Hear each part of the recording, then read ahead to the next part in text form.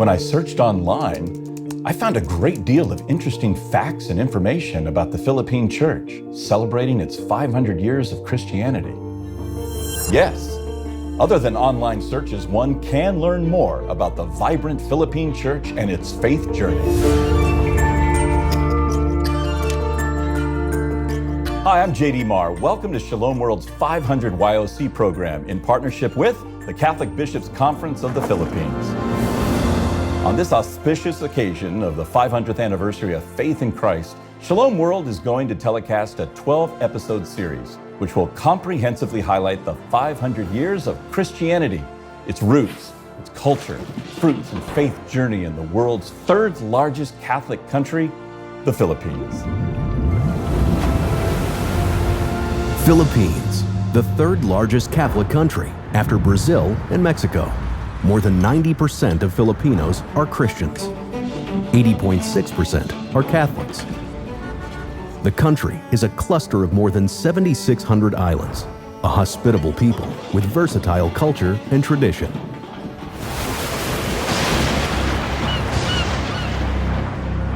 In the 16th century, explorer Ferdinand Magellan and his team of voyagers from Europe reached the island of Cebu to expand their spice trade.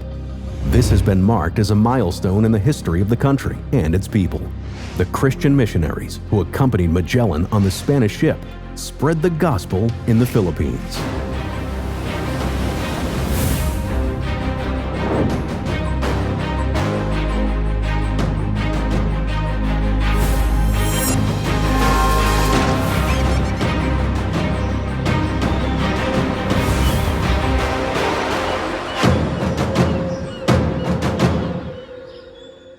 Tonight's episode will cover the salient events in the history of the Church in the Philippines, starting from the arrival of Ferdinand Magellan, a Portuguese explorer from Spain, who named the islands after King Philip II of Spain, the European missionaries who arrived in the 16th century, the story of the first Holy Mass, the first Easter celebration, first evangelization efforts, the Spanish colonial rule, which lasted about 300 years, American colony, 48 years, and of course the Japanese colony of 3 years, the missionary Fray Alfonso Jimenez OSA, and Augustinian missionaries who started the evangelization.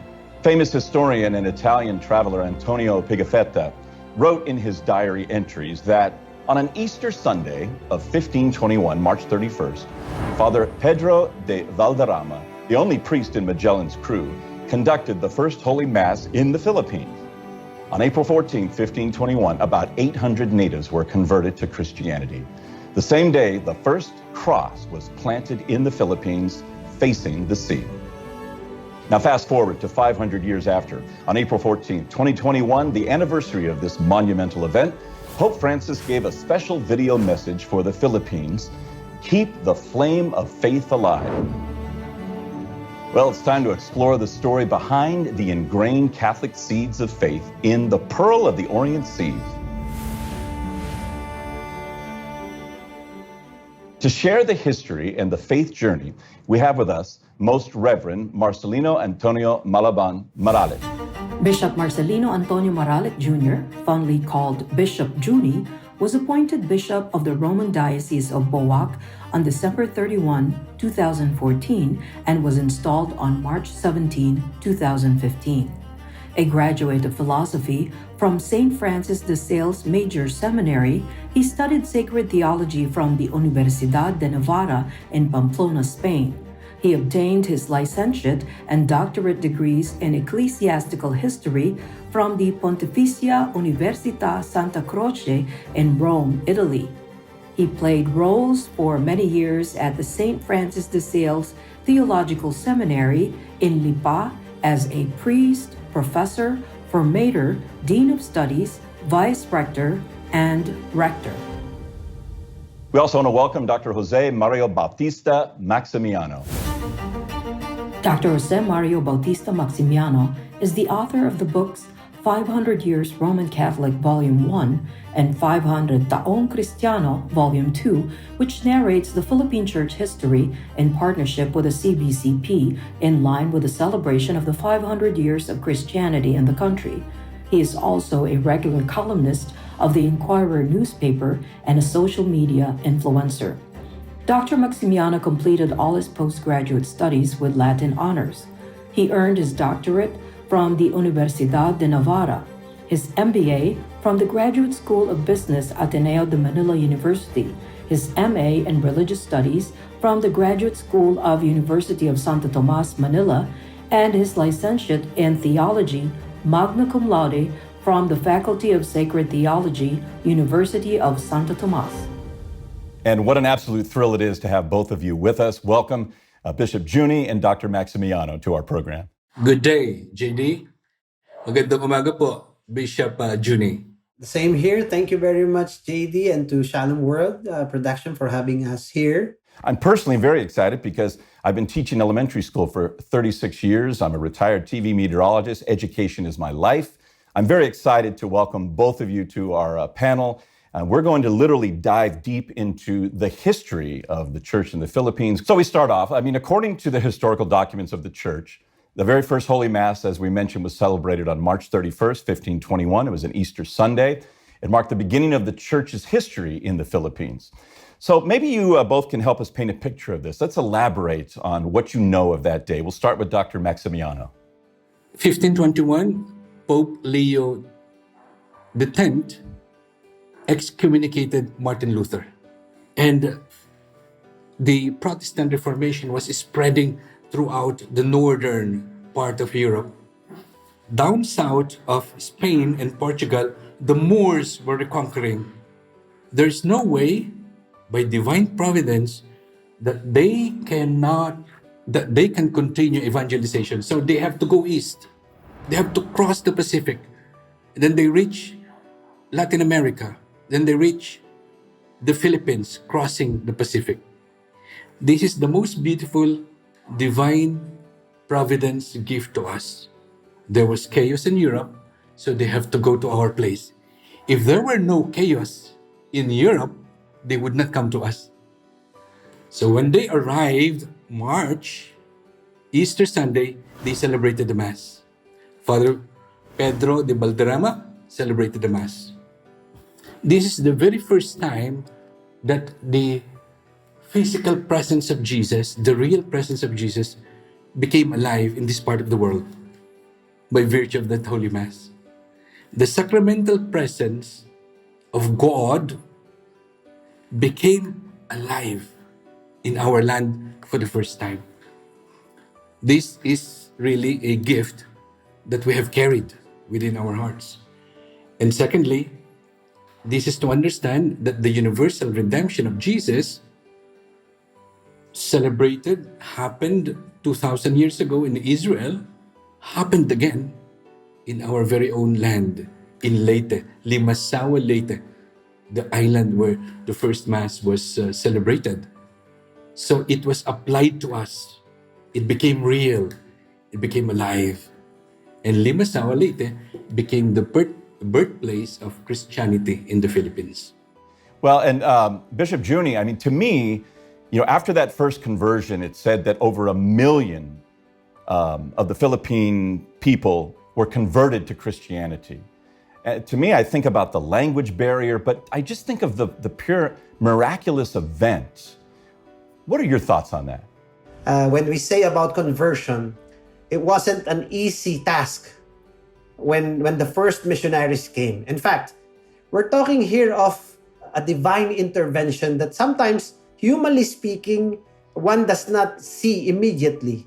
Why? Because to be frank about that first presence of the Spaniards in 1521, it was considered a failure, humanly speaking, because for a matter of trying to convert people, it seemingly wasn't a real conversion. And in fact, when we speak of evangelization in the Philippines, we would have to move forward to 1565 as the start, really, officially, of the act of evangelizing the Philippine Islands. Still, for me, just like what Dr. Maximiano said, that first presence of the Holy Eucharist in the Philippine Islands was by itself divine. And I always believe that first presence was by itself already the start of conversion. it solicits from me so much admiration for those very first missionaries, especially Father Pedro Valderrama. Oh, yes. The only one. Yes. As you have mentioned, the language was a barrier.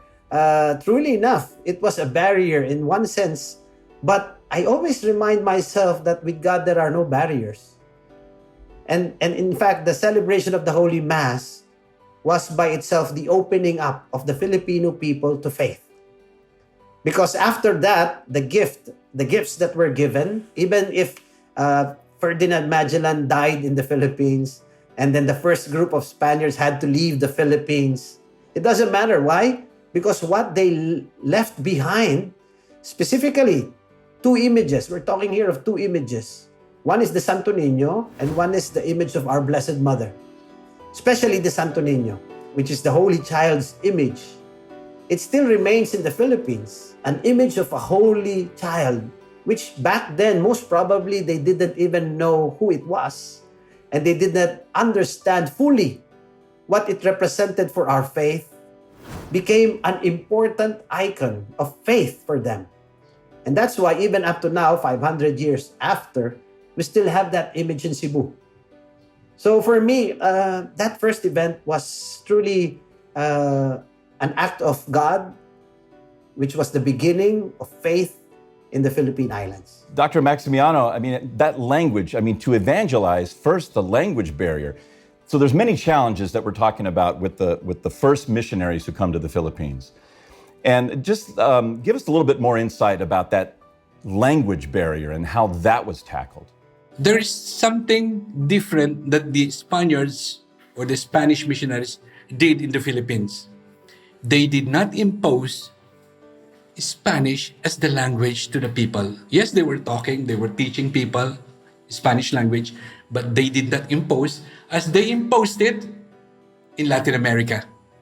So the Spanish missionaries, there was a barrier of language. The Spaniards had to learn the language of the people, the indigenous language, because they would like to immerse themselves in the culture of the people. And this is something beautiful. And this is the first catechism ever, which led to the first baptism, as what Bishop Junie was saying. Are you looking for life-changing entertainment? Does what you see on most channels leave you feeling unfulfilled? Well, look no further. Shalom World TV brings the peace and joy of Jesus Christ to you, whether at home or on the go. To start watching, you don't need antennas, cable connections, or a dish. You probably already have what you need if you have a smart TV, such as a Samsung, LG, or Panasonic, or if you have one with an Android, Opera, or Roku TV operating system. These can be found on the latest models of Sony, Toshiba, Vizio, Philips, RCA, Sharp Aquos, TCL, Insignia, Element, Hitachi, Vestel, Skyworth, Changhong, Konka, and Hisense. You can also watch Shalom TV on most IPTV streaming devices, starting with the 4th generation of Apple TV and Roku, Amazon Fire TV, Mi Box, Amino, Humax, or on TiVo Box through the Opera TV store. Are you a gamer or virtual reality enthusiast? We've got you covered. Shalom World is on Xbox One, Razer Forge, NVIDIA Shield, and HoloLens. To start watching, all you have to do is go to the App Store, download Shalom World, and start being fulfilled by content that brings you into a deeper relationship with Jesus Christ. For more information on how to watch Shalom World on your TVs and devices, visit us at shalomworld.org/connectedtv. Have a smartphone or tablet?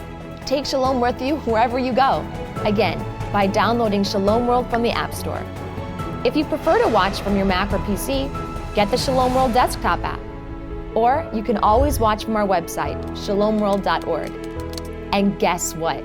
Shalom World is absolutely free on all of these platforms. Yes, free. There are no download charges and no in-store app purchases required, ever. If you're looking for life-changing entertainment, you found it. It's here, waiting for you on your Shalom World.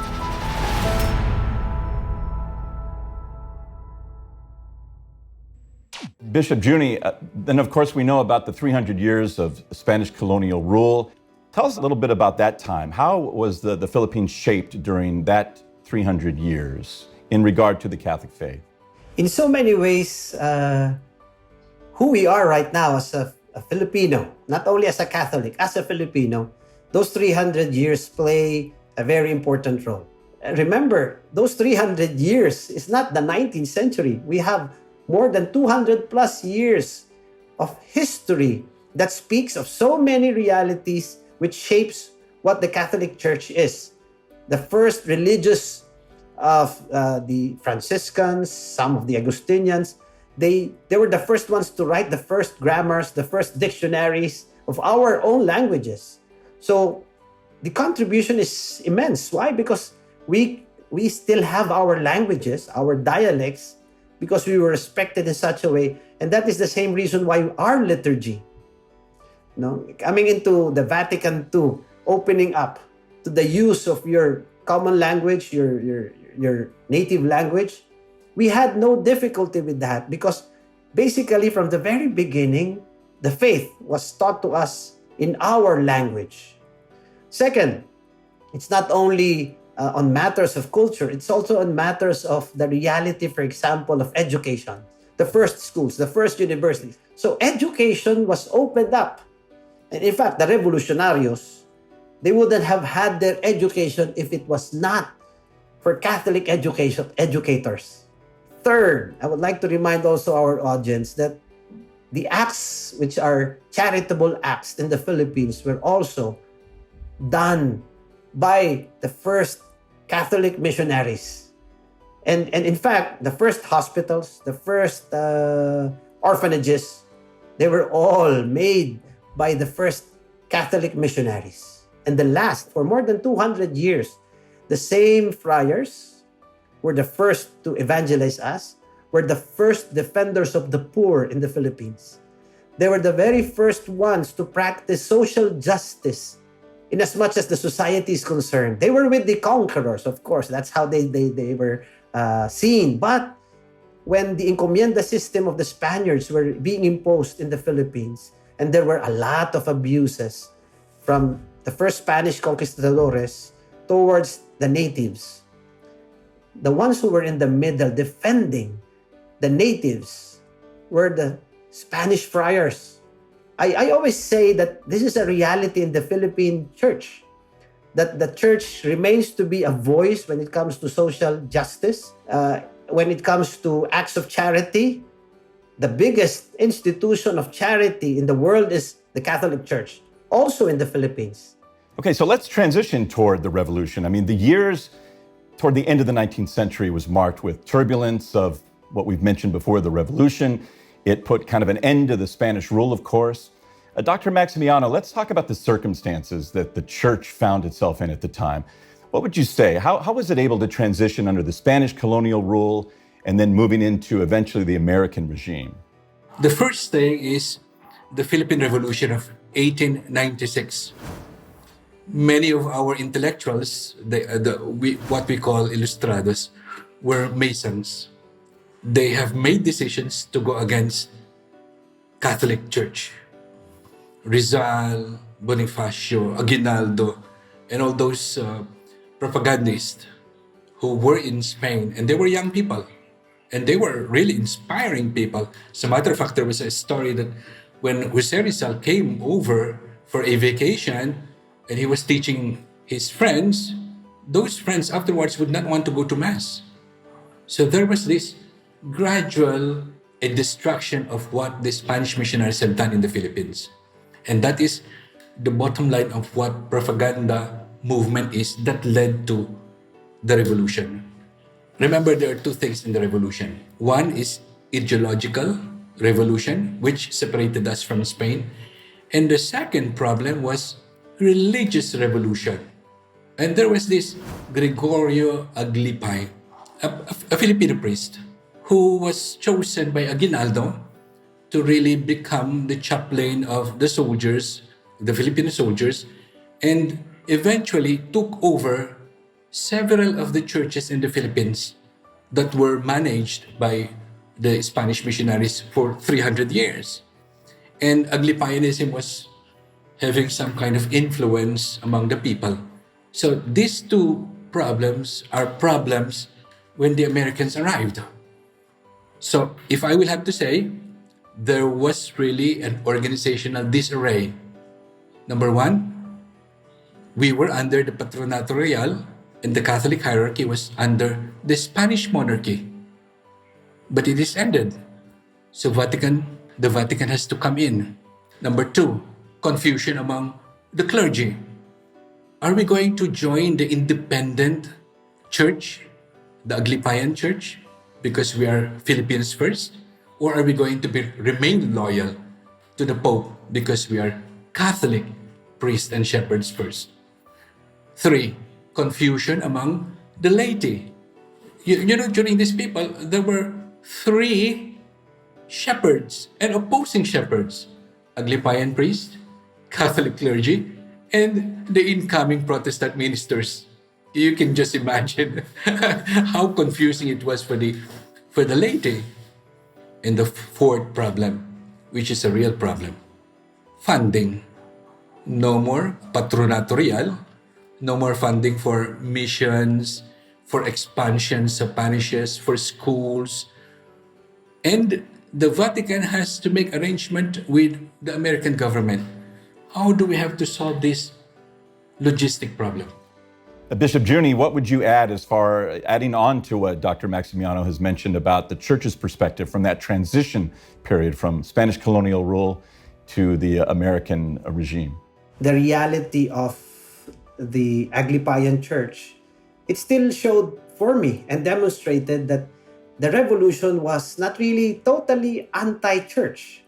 It was more than anything else anti-friar. It was not anti-clerical because there were still Filipino priests who remained and who were quite well accepted by the natives and the people. And in fact, the people themselves were defending some of the priests and even some of the few friars that remained in the Philippines. They were being hunted by the revolutionarios, but the people were the ones who hid them in their own homes. There are stories about this. That's why I always believe that these details is part of the nuances of history because of God's hands. Why? Because when the disarray happened, and when from the Patronato Real we were transferred to the Vatican, it transitioned to the new groups of missionaries into the Philippines, which is the early part of the 20th century. Here, it was very important, the bull of Pope Leo XIII, which was Que Mari Sinico, which was more than anything else the answer of the universal church to the problem which was specific to the Philippine church. And what was that? One, the absence of the clergy was totally very, very real and clear during that time. So what did the Holy Father do with the Mari Sinico? It was an order and a call to all religious orders from the US, from Australia, from other parts of Europe to respond. And this was the reason why this was the first coming in of so many groups, from Marist Fathers, the Columban Fathers from Ireland, the Lasallian Brothers from the US, I think. From France. So there was a big migration, if I can call it a migration, of new religious orders to the Philippines because of the disarray. And then the archdiocese where I belonged, which was Lipa, during the Qua Mari Sinico Bull, was established. 4 new dioceses were established by the Holy Father to respond to the problems that were happening. So in other words, for me, this is again the hand of God working through history, and it opened up a new dynamic in the Catholic Church in the Philippines by opening up these new realities of missions and missionaries into the reality of who and what we are as a Catholic Church. To both of you, we know that in between there's so much rich history. I mean, we can't cover everything in a short amount of time. We're excited. We want to know more about it, but the time has ended, unfortunately, for the day. We're going to continue to explore more about the history of the Philippine Church. along with Bishop Juni Maralit and Dr. Jose Mario Maximiano in the next episode. Thank you, Bishop Juni and Dr. Maximiano, for sharing the history of the Philippine Church. For now, thank you for watching 500 YOC. I want to remind you to log in to get the free Shalom World app to watch the series, get more updates on 500 years of celebrations in the Philippines, and many more amazing shows. I'm JD Maher. Mabuhay and Shalom. We are blessed, blessed a hundredfold, the cross of Jesus Christ in our holy shores. Is now 500 years, awesome to behold. He has made us all new, we belong to. We are blessed, we are loved, we are called, we are sent. We will teach, we will serve. We are Christ, we are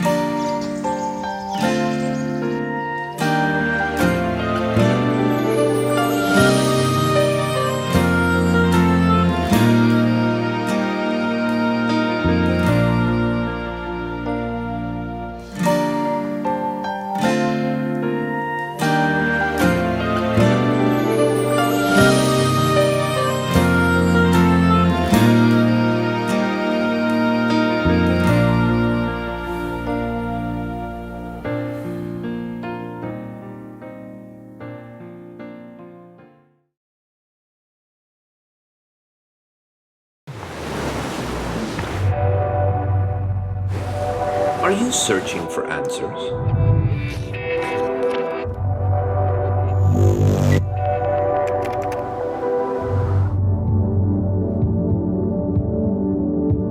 Discover your true identity. Stay tuned to Shalom World.